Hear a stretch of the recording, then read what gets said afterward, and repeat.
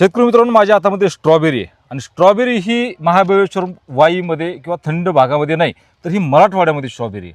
मराठवाड्यामध्ये बऱ्यापैकी फळबागा लावल्याचा आपण पाहतो, प्रयोग भरपूर शेतकरी करतात, पण हा प्रयोग फारसा वेगळा आहे. कारण की माझ्या आसपासच्या 1-2 जिल्ह्यामध्ये स्ट्रॉबेरी पीक कोणी केलं आणि ते चांगलं आलं, आणि तेही अशा प्रकारचं चांगलं आलं की माझ्या हातामध्ये तुम्हाला स्ट्रॉबेरी दिसते. याचं वजन जर बघता, हा टॉपचा माल. तर अशा प्रकारे स्ट्रॉबेरी असलेल्या शेतामध्ये आपण आहोत.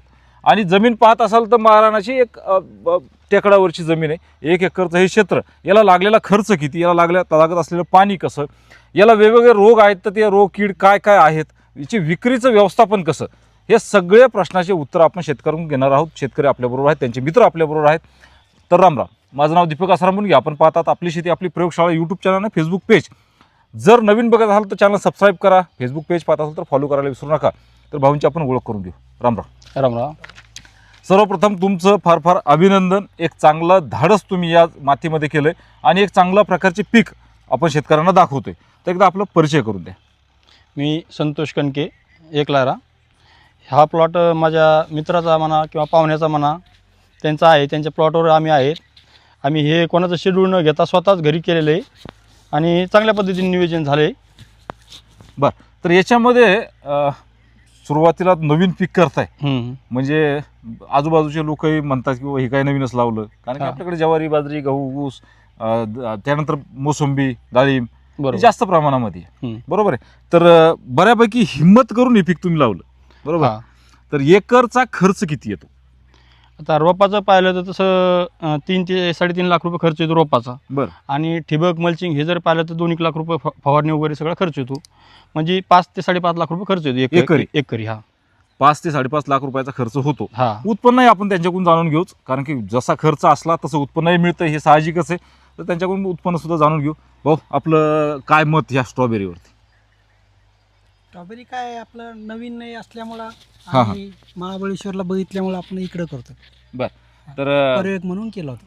प्रयोग म्हणून केला आणि ते प्रयोग सक्सेस झाला. माझ्या हातामध्ये स्ट्रॉबेरी. बरोबर. प्रयोग म्हणून आता किती तोडे झाले असतील या शेतामध्ये आपले? आतापर्यंत 10 तोडे झाले. 10 तोडे. एका तोड्याला एक अंदाजन किती माल निघतो? 3-4 आपलं 3 क्विंटल, जसं आता 3-3.5-4 क्विंटलच्या आसपास जातो. बर. तर भावाच्या बाबतीत जर विचारायचं ठरलं तर कसा मिळतोय सध्या? भाव स्टार्टिंगचे 450-500 पासून 100 पर्यंत जातात. शेवट लास्ट 100 रुपये. लास्ट म्हणजे जो खराब माल असेल किंवा मग बारीक माल असेल, आहे ना.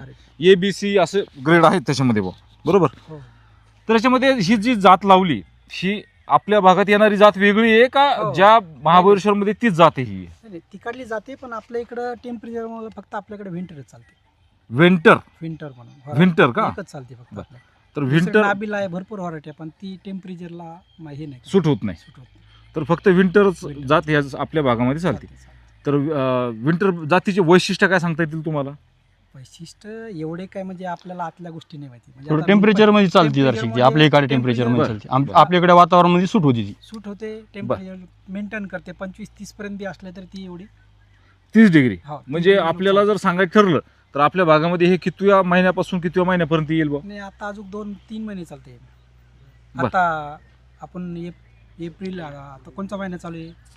आता सध्या जानेवारी चालू आहे. हो. जानेवारी, फेब्रुवारी, मार्च पर्यंत कसंही चालते. अजून तुम्ही हे पीक मार्च, जे एप्रिल लोक चालते. हे पीक एकदा लावल्यानंतर काढणीपर्यंतचा जो कालावधी समजा, हो. तर 1.5 महिन्यात तुम्ही सांगितलं 1.25 ते 1.5 महिन्यात चालू होतं. बरोबर ना? 45 दिवसामध्ये चालू होतं. 45 दिवसात चालू होतं म्हणजे 1.5 महिन्यात. 1.5 महिने. आणि शेवटचा जो कालावधी हा किती महिन्याचा आहे त्याचा पूर्ण जर धरला तर? शेवटचं 6-7 महिन्याचा कालावधी. 6 ते 7 महिने चालतो. 7 महिने म्हणजे 5 महिने तुम्हाला फळ घेता येतं. फळ घेता येतं. बरोबर आहे. म्हणजे चढ उतार जो असतो त्या चढ उतारामध्ये 5 महिन्यामध्ये तुम्हाला ऍडजस्ट करता येतं, Adjust करता येतं. आहे की नाही. तर आत 1 एकरला 1 दिवसा आड जर म्हणलं तर 3 क्विंटल माल सरासरी स्टार्टिंगला कमी येतो. पण बरं. 2 महिन्याच्या नंतर मग रेग्युलर 3 क्विंटल 4 क्विंटल माल निघतो. हप्त्यामध्ये 2 म्हणजे 700-800 किलो माल जातो. 700 ते 800 किलो माल तुमचा जातो. तर एका एकरचं जर अर्थशास्त्र जर सांगायचं ठरलं आपल्याला, एक लमसम अर्थशास्त्र कसं असतं, या वर्षी तेच आहे म्हणून पुढच्या वर्षी तेच आहे अशातला प्रकार नसतो. तर एक अर्थशास्त्र सांगायचं ठरलं तर आपण सांगितलं की 4 ते 5 लाखापर्यंत खर्च याचा होतो. हो, 4-5. फवारणी असेल, मल्चिंग सगळं असेल, सगळं. ठिबक असेल, व्यवस्थापन, त्याचं खतं, औषधं, फवारण्या सगळं मिळून रोपाचा सगळ्यात जास्त खर्च सांगितला. तर पैसे शेतकऱ्याने एक अंदाजन आपला आकडा सहज आपलं सांगायचं ठरलं भाऊ. उत्पन्न तुम्ही आता मुंबई सुद्धा मार्केटला गेलेला हो, आहात, गेलतो. संभाजीनगरला मार्केटला गेलेला आहात. एक अंदाजन आकडा जर सांगायचं ठरलं तर किती सांगता येईल? उत्पन्न हा एक सगळा खर्च म्हणजे धरून पकडला 10-1 लाख रुपये सहज निघू शकते यातून, खर्च वजा जाता 5 लाख रुपये मिळतील बुवा. सहज 10 लाखापर्यंत जातो आपण खर्च. कमीत कमी खर्च धरला. वजा जाता 10 लाख रुपये. म्हणजे रिक्स जेवढी तेवढं उत्पन्नही चांगलं. हम्म. बाकी नवीन पीक आहे. आता तुम्हाला किती वर्ष झाले करताय तुम्ही? यांचे 2 वर्ष झाले आता. 2 वर्ष. हा. म्हणजे पहिलं मागचं वर्ष तुम्हाला शिकण्यात गेलं की हा. उत्पन्न आलं? नाही, नाही उत्पन्न बी आलं, पण काय झालं नवीन असल्यामुळे त्यांना ते मार्केटला डेव्हलप नेता नाही, येत नाही. मार्केटला नेता नाही आलं. क्वांटिटी कमी राहणार तो, पण मार्केटला पोहोचू शकत नाही ना. तर मागच्या वर्षीचा अनुभव तुमचा शिकण्यात गेला नाही बुवा, त्यात हे उत्पन्न तुम्हाला आलं है ना. उत्पन्न आलं. आणि ह्या वर्षी तर तुमचं चांगलं पीक निघतंय. झाल्याला खर्च मागच्या वर्षी काढला, थोडे लावलं होतं तेवढाच खर्च निघला. बर. आपल्या लोकललाच पाठवलं परत. म्हणजे थोडं म्हणजे किती?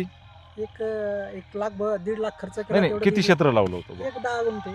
म्हणजे हे एक महत्वाचं आहे की आपण करत असताना ह्या भाऊनी जसं केलं की बाबा मला लावायचं तर मग 2-4-5 एकर लावायचं आणि मग पार झालं तर फार पैसे होतील, नाही तर मग पार कुपाट बसून घ्यायची. ह्या भानगडीने करायला पाहिजे. आपल्याला जे सूट होईल तेवढ्याच प्रमाणामध्ये आपण ते लागवड करायला हरकत नाही, कारण की अडचणी आल्या तर मग शेतकऱ्याला फार मोठ्या अडचणी येतात. बरोबर. हम्म. तर आणखी या वर्षीचं उत्पन्न तुमचं अजून चालूच आहे, याचं काही समजा तुम्हाला पैसे आले नाही, पण खर्च तुमचा केलेला निघला का? खर्च निघला. खर्च निघूनही म्हणजे लक्ष कमी केलं. बरं. पुढं तुम्हाला ऑक्टोबरमध्ये तुम्ही लावलं ना? हो. ऑक्टोबरमध्येच. ऑक्टोबर. ऑक्टोबरमध्ये तुम्ही लावलं तर किती महिन्यात खर्च तुमचा निघला बा असं सांगायचं ठरलं तर? आता पण खर्च निघला. आता इथून पुढचं प्रॉफिट चालू आहे. बरं, 1-2-3 महिन्यामध्ये खर्च तुमचा निघला. हो. 2 महिन्यात खर्च निघला, हो. कारण की 1-1.25 महिन्यात वाढायला गेले. हो. हा. 2 ऑक्टोबर, नोव्हेंबर, डिसेंबर, जानेवारी 2.5-2 महिने वाढायला गेले, नंतर 2 महिने 2-2.5 महिन्यात तुमचा खर्च निघला. महिने. हो. आता राहिलेले जे 4 महिने आहेत, 3-4 महिने जे असतील समजा, तिथं तुमचा प्रॉफिट राहील. प्रॉफिट आता कमीत कमी याच्यामध्ये 8 ते 9 टन माल निघतो. 8 ते 9 टन माल माल अजून निघल. निघतो. अजून त्याचं फुल चालूच आहे ना. नाही ते आता उलट जास्त इथून पुढे माल तसं आता सध्या चांगली ग्रोथ होईल त्याची समोर. जास्त वगैरे. आणि पाण्याच्या बाबतीमध्ये, जमिनीच्या बाबतीमध्ये हे पीक चोखंदळ आहे का रेग्युलर मध्ये? रेग्युलर आहे, काही प्रॉब्लेम. पाण्याचं न्यायचं पाणी आपण एक दिवस आपलं तिसऱ्या दिवशी पाणी घेतो. 3ऱ्या दिवशी पाणी घेतो. म्हणजे दररोज पाणी नाही, किंवा नाही, असं नाही, तसं पाहिलं दररोज. तुमची जमीन मुरमाड आहे. मुरमाडे तिसऱ्या बरोबर दिवशी तिसऱ्या कमीत दिवशी कमी पाण्यात येतं सर ते. कमीत कमीत कमी कमी पाण्यामध्ये येते.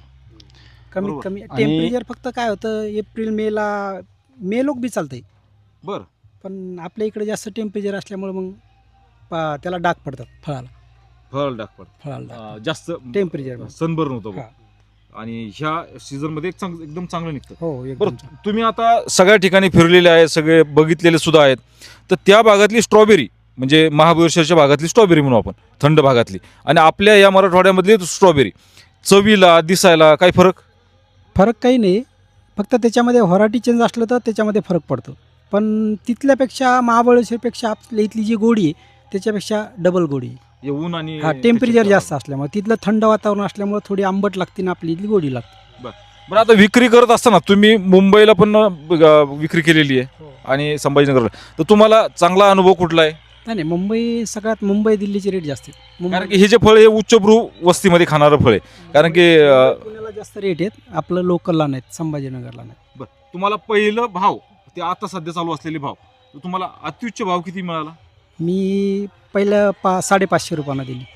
550 रुपये किलो, म्हणजे जवळजवळ वकील साहेब किती 55,000 रुपये क्विंटल होईल का? हा बरोबर ना, 55,000 रुपये, 5.5 लाख रुपये टन हे पीक त्यांनी विकलेलं आहे. तर शेतकरी मित्रांनो, हे तुम्हाला पीक कसं वाटलं नक्कीच कमेंटमध्ये लिहा. भाऊनी चांगलं एक प्रयोग आपल्याला या ठिकाणी करून दाखवलेला आहे आणि ते मागच्या वर्षीपासून ह्या वर्षापर्यंत सक्सेस आहेत आणि त्यांचे वेगवेगळे भाजीपाला ते आहेच, पण स्ट्रॉबेरी म्हणून हे त्यांचं चांगलं पीक, ते पैसेसुद्धा कमवत आहे. तर याविषयी आपल्याला काय वाटतं नक्कीच कमेंटमध्ये लिहा. हरिमन 99चा एक व्हिडिओ मी टाकलेला आहे की जे पीक मला वाटतं हिमाचलमधलं होतं, आपण सफरचंद ह्या भागामध्ये बऱ्याच लोकांनी केलेसुद्धा की आपल्या भागात येईल, त्यासाठी त्यांना राष्ट्रीय कुठलं तरी पारितोषिकसुद्धा मिळालं. पण तसं पाहिलं तर ते पुढं विषय गेला नाही आणि शेतकऱ्याने बऱ्यापैकी बागा काढून टाकल्या. त्याची कारणं काय असतील ते तुम्हाला आणि आम्हाला माहिती आहे. साईज असेल, त्याच्यानंतर रोकीड असेल, या गोष्टी बऱ्याच आहेत. पण स्ट्रॉबेरी हे पीक त्यांनी लावलंसुद्धा आणि 1.25 महिन्यामध्ये त्यांची सुरुवात सुद्धा झाली आणि आता 2-3 महिन्यामध्ये त्यात सक्सेससुद्धा झाली. म्हणजे सक्सेस म्हणजे त्यांचे पैसे निघलेसुद्धा, आता प्लसमध्ये सुद्धा चालत आहे. त्याच्यामुळे हे पीक मला चांगलं आहे असं मला असं वाटतंय. तर भाऊंनी फार चांगली माहिती आपल्याला उपलब्ध करून दिली, त्यांचे आभार मानू. बऱ्याच जणांचा खाली कमेंटमध्ये येणार आहे की तुम्ही नंबर द्या, फोन नंबर द्या, पण त्यांच्या मागं जवळजवळ त्यांनी सांगितलं जवळजवळ 3-4 ठिकाणी त्यांची शेती आहे, 3-4 ठिकाणी त्यांची भाजीपाला चालतो, त्याच्यामुळं त्यांच्या फवारण्या असतील, मजूर व्यवस्थापन असेल, ते तुम्हाला आम्हाला माहिती आहे की त्यांना जरा टाईमाच्या बाबतीमध्ये जरा गडबड आहे, त्याच्यामुळं ते नंबर द्यायचा आहे का आपला? नाही. हां, तर ही जरा तुम्ही शेतकरी म्हणून तुम्ही त्यांची- एक माहिती नक्कीच साहेबाला घ्या. देऊन टाक.